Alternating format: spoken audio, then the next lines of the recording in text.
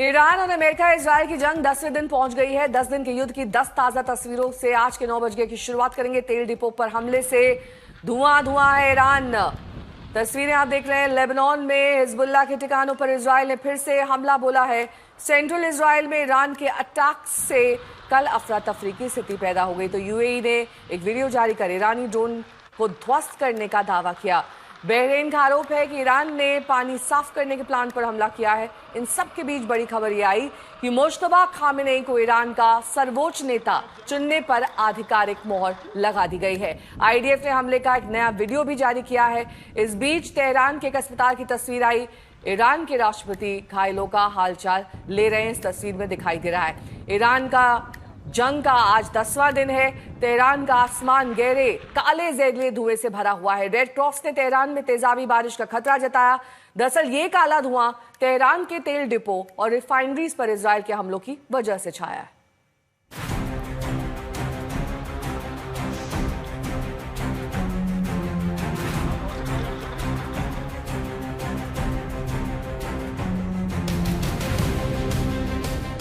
पश्चिम Asia में 10 दिनों से जारी महायुद्ध की यह सबसे भयावह तस्वीर है।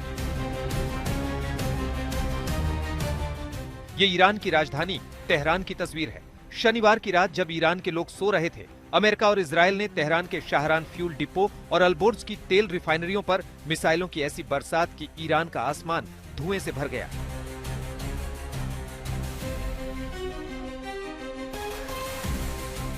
इस हमले में तेल भंडार में आग लग गई और 4 लोगों की मौत की भी खबर है। सुबह जब लोगों की नींद खुली तो इतना अंधेरा था कि लगा जैसे सूरज निकला ही नहीं। ईरान की पर्यावरण एजेंसी के मुताबिक तेल डिपो और रिफाइनरी से निकल रहा गहरा काला जहरीला धुआं हवा में फैल चुका है। लोगों को हिदायत दी गई है कि बहुत जरूरी हो तभी घर से निकलें।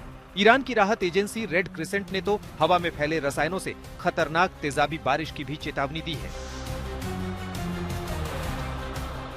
तेल डिपो और रिफाइनरी को इस तरह निशाना बनाए जाने पर सवाल उठ रहे हैं, लेकिन इजरायल ने इसका बचाव करते हुए कहा है कि ईरान तेल डिपो का इस्तेमाल मिसाइल दागने के लिए कर रहा था।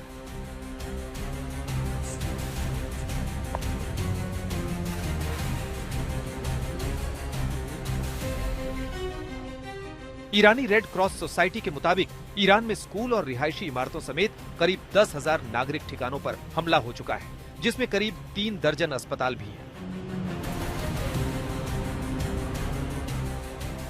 पश्चिम एशिया की जंग सिर्फ तेल तक सीमित नहीं है, ये पानी तक पहुंच गई है।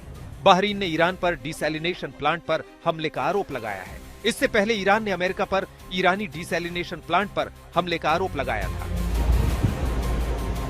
जिस तरह डिसैलिनेशन प्लांट पर हमले हो रहे हैं, वो युद्ध को गंभीर मोड़ पर पहुंचा सकता है। इससे तेल से भी अधिक गंभीर संकट खड़ा हो सकता है। खाड़ी देश पीने के पानी के लिए समुद्री पानी को मीठा बनाने वाले डिसैलिनेशन संयंत्रों पर निर्भर है और इन संयंत्रों को बर्बाद किया गया तो पीने के पानी का गंभीर संकट खड़ा हो सकता है। आज तक ब्यूरो।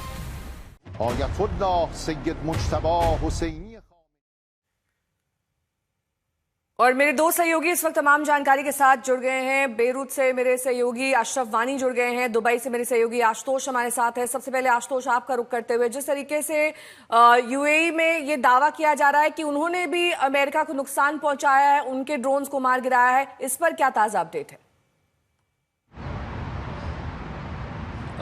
नेहा, पहली बार ऐसा हुआ है। यूएई या फिर मिडिल ईस्ट के देश जब अपनी शक्ति प्रदर्शन करते हैं, उनके राष्ट्रीय दिनों पर वो वीडियो जारी करते हैं सेना का। कल पहली बार देखा गया कि 8-9 दिनों के बाद यूएई ने एक वीडियो जारी किया।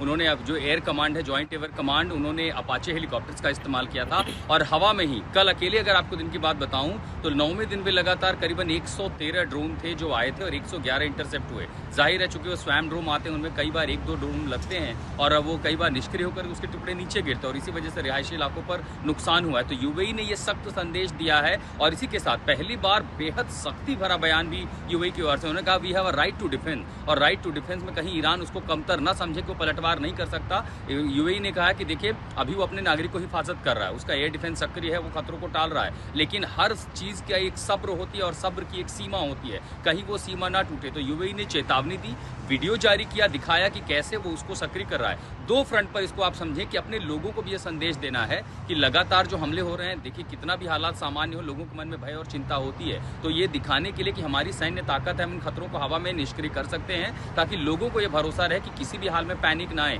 क्योंकि किसी ने सोचा नहीं था 8-9 दिन तक लगातार सबसे शांत, सबसे सुरक्षित रहने वाला ये शहर, ये पूरा देश इस तरह के खतरे झेलेगा। तो इसीलिए यूएई ने कल एक ऑप्टिक्स वॉर में अपनी ओर से तैयारी दिखाई है कि हम तैयार हैं, हम इसको निष्क्रिय कर रहे हैं, लेकिन साथ साथ चेतावनी भी दी है ईरान को कि हमारे पास जवाब देने का पूरा अधिकार है, सेल्फ डिफेंस में हम कोई कार्रवाई कर सकते हैं। वो इसलिए क्योंकि ईरान ने माफी मांगी थी अपने पड़ोसी खाड़ी देशों पर हमले को लेकर के, और ये कहा कि हम हमला नहीं करेंगे, लेकिन उसके बावजूद भी परसों भी ऐसा हुआ, शाम को कल भी ऐसा हुआ, कल भी 2 बार हमें मिसाइल इंटरसेप्शन का अलर्ट मिला जब हमें कहा गया कि शेल्टर में चले जाएं। लेकिन ये ठीक है, उसके अलावा अब यूएई दरअसल ये शक्ति दिखा रहा है। अब दरअसल एक भय ये बना हुआ है कि ये जो जवाब है, क्या ये किसी दिशा में, वो कह रहे हैं हम इस जहां युद्ध में शामिल नहीं है, लेकिन अप्रत्यक्ष रूप से तो वो शामिल हो गया है। खुद को बचाव करने से लेकर के अब उसको ये देखना है कि उसी की जमीन पर जो सैन्य बेसेस हैं, स्ट्रेटेजिक इंफ्रास्ट्रक्चर है, जिसको ईरान निशाना बना रहा है, तो हाँ, खाड़ी के देशों के लिए अब चुनौती बड़ी बन गई है और संभवतः वो सब्र की सीमा टूट रही है। नेहा।